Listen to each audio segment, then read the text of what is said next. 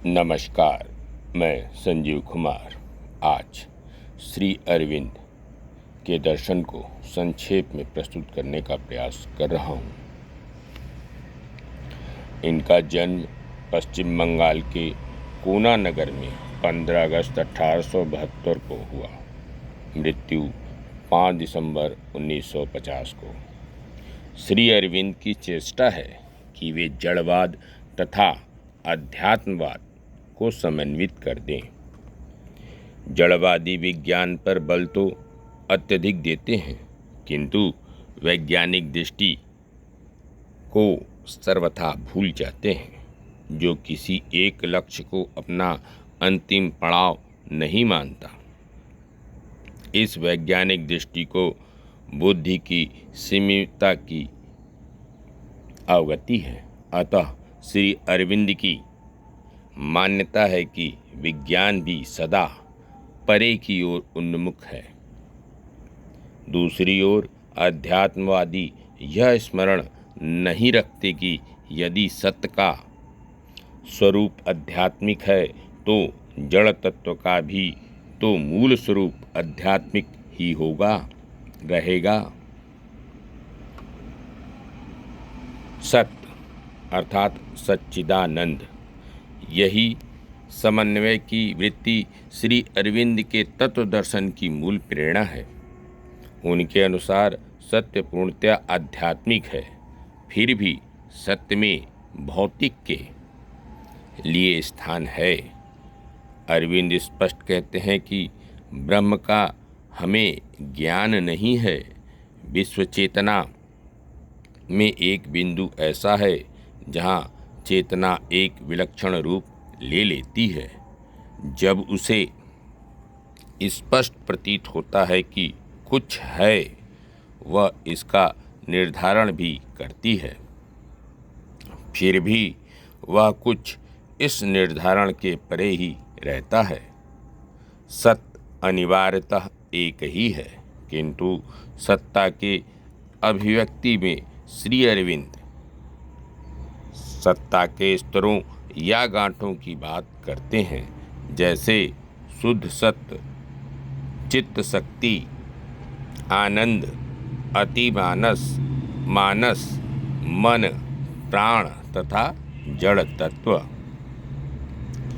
यदि सत्य को एक पूर्ण इकाई में समझें तो इन 8 स्तरों में प्रथम 4 उच्चतर गोलार्ध में और अंतिम 4 निम्नतर गोलार्ध में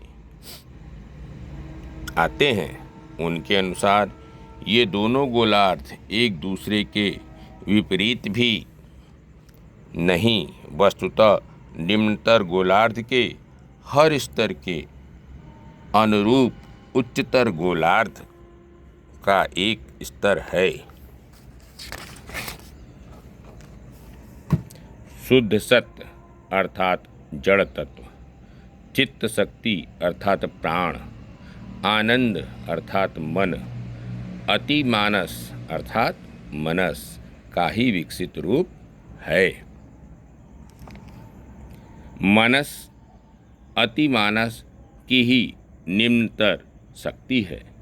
मन अर्थात सूक्ष्म शरीर आनंद का ही रूप है।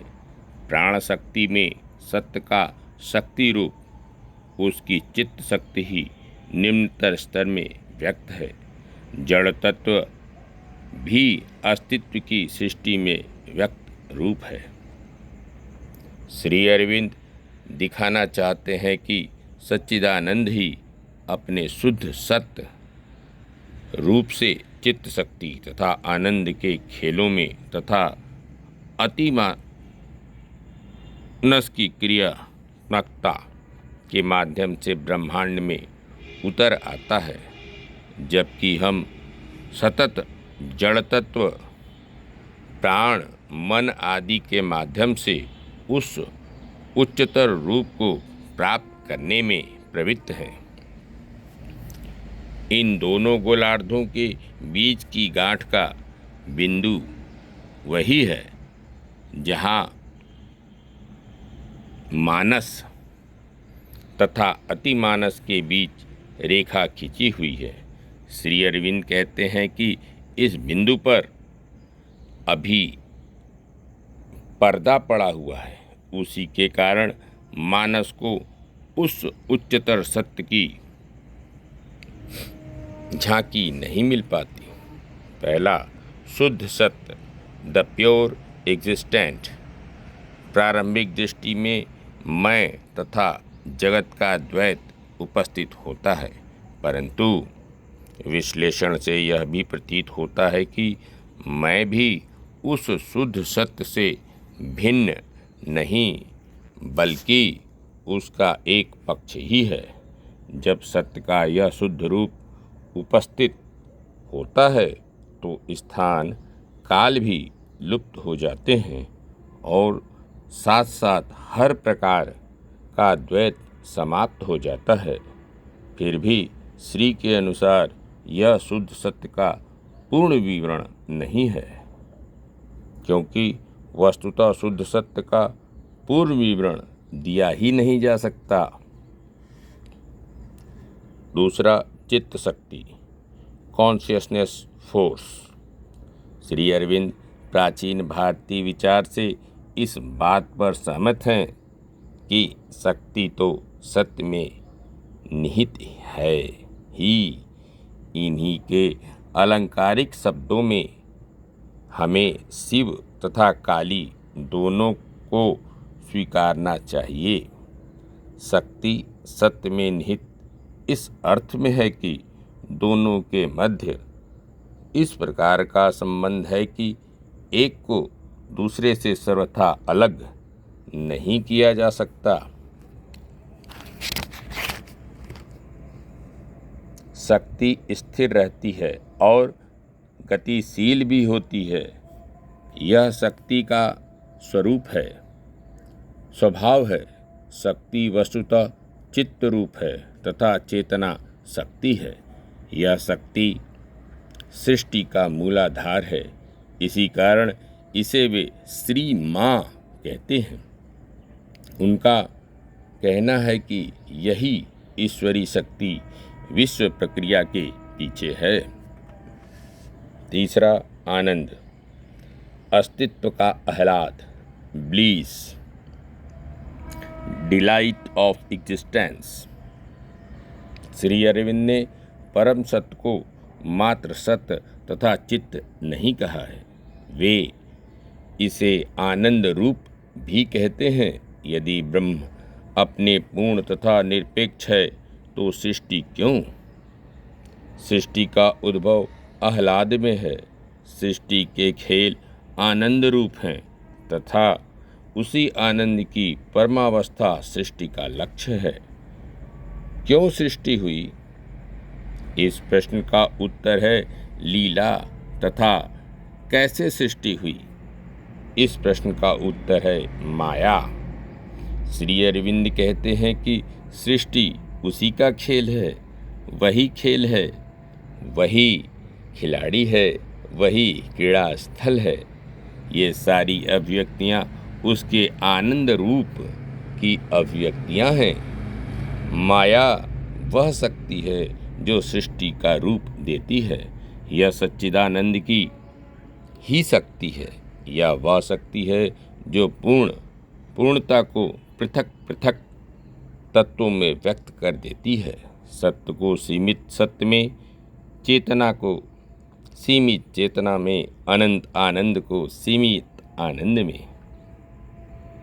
श्री अरविंद के अनुसार कोई तत्व उच्चतर रूपों में तब तक विकसित नहीं हो सकता जब तक वह उच्चतर रूप उसमें न उतर आए। अतः एक रोचक तथ्य प्रकाश में आता है। उच्चतर गोलार्ध का चरम बिंदु परम सत्य और वह अवतरित है निम्नतर गोलार्ध के प्रथम बिंदु जड़ तत्व में।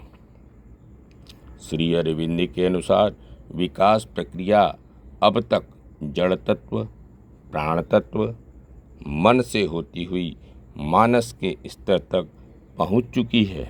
अतः ऊपर उठने के लिए, अतिमानस की ओर अग्रसर होने के लिए भी हम सतत प्रयत्न कर सकते हैं।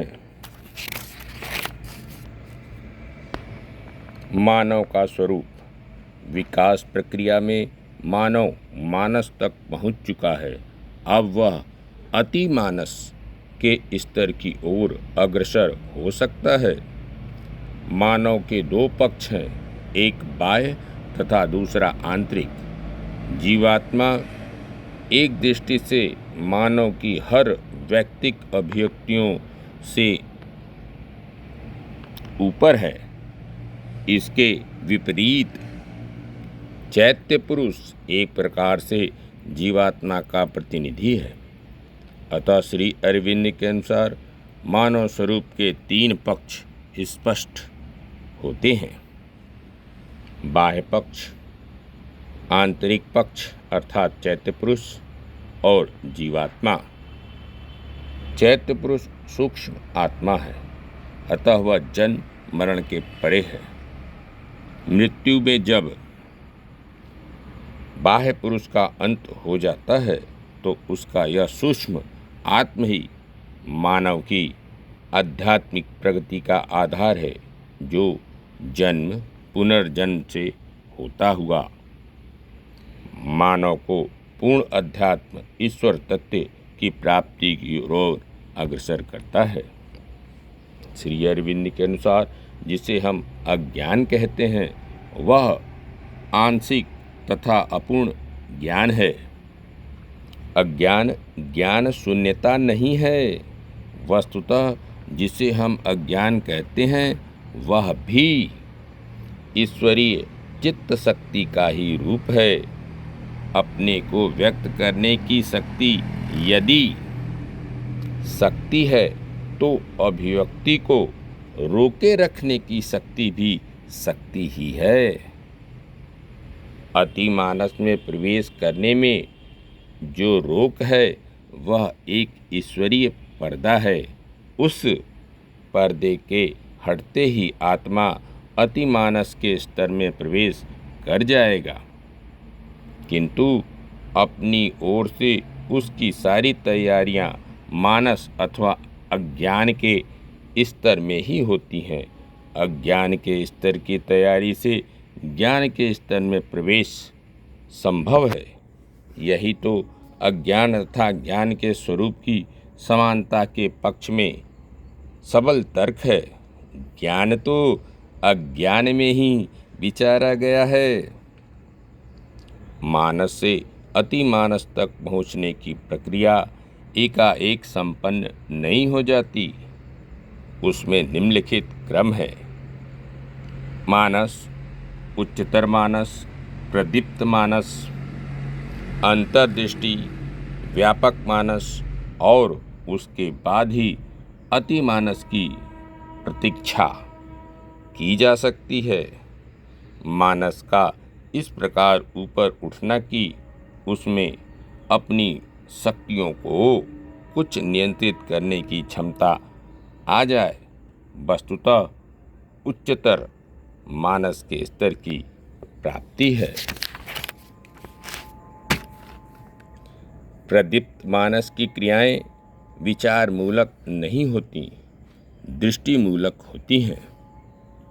विचार के माध्यम से जो सत्य प्राप्त होता है वह वस्तुतः सत्य नहीं, सत्य का प्रतिनिधि प्रतिमा मात्र है।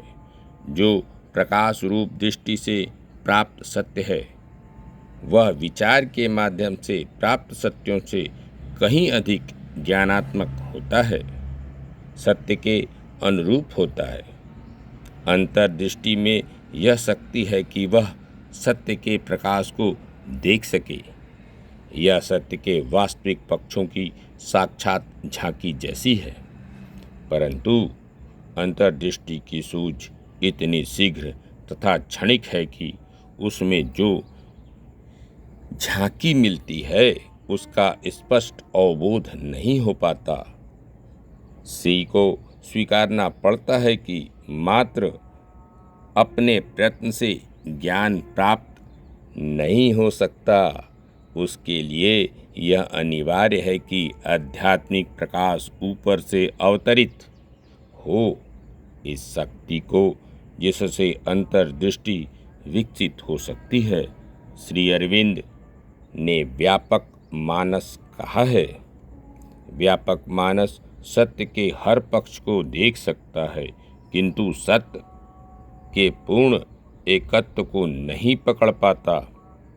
श्री अरविंद स्पष्ट रूप में कहते हैं, मात्र अपने प्रयत्नों से अति मानसिक रूपांतरण नहीं हो जाता, किंतु जब अपने प्रयत्नों से पूर्ण तैयारी हो जाती है, तब उच्चतर रूप अतिमानस का अवतरण होता है और तभी अंतिम रूपांतरण हो जाता है। फलस्वरूप आत्म ज्ञान सत्य में परिणित हो जाता है तथा उसका जीवन दिव्य जीवन हो जाता है। ज्ञान पुरुष तथा दिव्य जीवन। ज्ञान पुरुष के सारे कार्य आनंद रूप होते हैं। आनंद भी उसका लक्ष्य नहीं, उसका स्वरूप है। ज्ञान पुरुष सर्वथा नवीन मानव नहीं होता।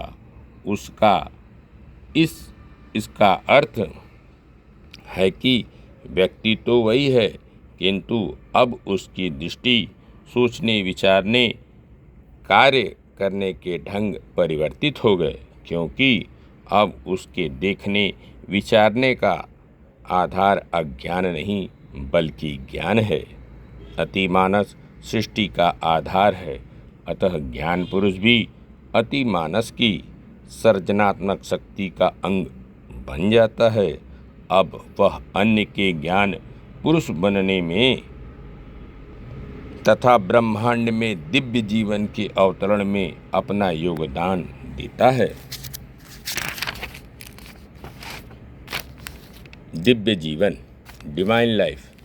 श्री अरविंद के अनुसार दिव्य जीवन वह जीवन होगा जहाँ के सभी मानव ज्ञान पुरुष होंगे। दिव्य जीवन का अर्थ है धरती पर पूर्णता का जीवन, ईश्वरत्व रूप का जीवन। यह जीवन सीमित चेतना का जीवन नहीं होगा। इस जीवन में चेतना शरीर तथा मानस के घेरे से बधी नहीं रहेगी, बल्कि यह पूर्ण ज्ञानात्मक चेतना रहेगी। दिव्य जीवन के स्वरूप का विवरण करते हुए वे कहते हैं, to be and to be fully is nature's aim in us. अर्थात हम में प्रकृति का लक्ष्य यही है कि हम पूर्णता में अस्तित्ववान रहें। पूर्णता में होने का प्रथम निहितार्थ तो यही है कि हम पूर्णता आत्मचेतन रहें। हमें अपने होने की स्पष्ट और पूर्ण चेतना हो। दूसरा, पूर्णता में होने का अर्थ स्पष्ट करते हुए श्री कहते हैं कि यह अपनी सत्ता के आंतरिक तथा पूर्ण संगठित एकत्व की चेतना है। अर्थात इस अवस्था में आत्मा का अपनी शक्तियों, कार्यों एवं कार्य क्षमताओं पर पूर्ण नियंत्रण रहेगा, क्योंकि उसे एकत्व की चेतना है। आत्मचेतन अस्तित्व का अर्थ है पूर्ण आत्मनियंत्रण। तीसरे, यह आनंद का जीवन होगा। दुख, कष्ट आदि अपूर्णता के कारण उत्पन्न होते हैं। वे तभी उत्पन्न होते हैं जब आत्मा का अपने ही ऊपर नियंत्रण नहीं रह जाता। हमारा सामान्य साधारण अस्तित्व अहम का अस्तित्व होता है। यह सार्वभौमता का अस्तित्व नहीं हो सकता। सार्वभौम अस्तित्व का अर्थ है कि हर केंद्र में संपूर्णता की चेतना रहे। यह आत्म चेतना सार्वभौम चेतना है, क्योंकि यह पूर्ण एकत्व की चेतना है। पांचवा, दिव्य जीवन में रहने वाला ज्ञान पुरुष एक प्रकार से जगत में रहते हुए भी स्व तथा जगत से परे रहते हैं। उसे सतत चेतना है कि सत्य तो पूर्ण अद्वैत एकत्व है। इसी कारण श्री कहते हैं कि यह जीवन मूलतः आंतरिकता का जीवन है। साधारण जीवन में हमें प्रेम व्यवहार करते हैं, किंतु ऐसा व्यवहार सहानुभूति, करुणा एवं दया का व्यवहार होता है। यहाँ मैं और अन्य का अंतर समाप्त नहीं होता। दिव्य जीवन में मैं और अन्य का अंतर नहीं रह जाता। तब कौन किस पर सहानुभूति करेगा? हम अपने सामान्य मानवीय जीवन में इस विश्वास एवं धारणा में जीते हैं कि प्रसन्नता, दुख, भावना, संकट, सफलता, विफलता, उत्साह, वैराग्य, नैराश्य आदि सभी हमारे जीवन, हमारे अस्तित्व के अनिवार्य अंग हैं। किंतु दिव्य जीवन में इस प्रकार की धारणा पूर्णतया समाप्त हो जाएगी। यह चेतना एवं आनंद असीम हो जाएंगे। श्री अरविंद के अनुसार ऐसा ही दिव्य जीवन हमारा चरम भाग्य है। धन्यवाद। नमस्कार।